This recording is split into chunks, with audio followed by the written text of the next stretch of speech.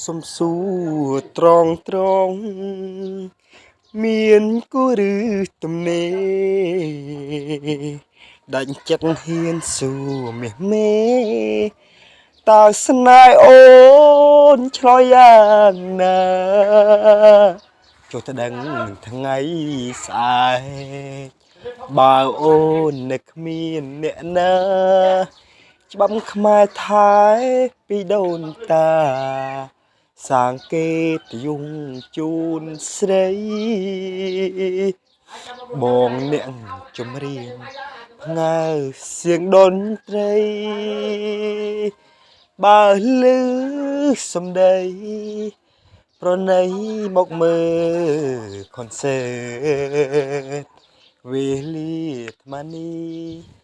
សារភាពឲ្យបានអចិត្តបើសិនណាំនួនអាណិតជីវិតបងពិតមានន័យ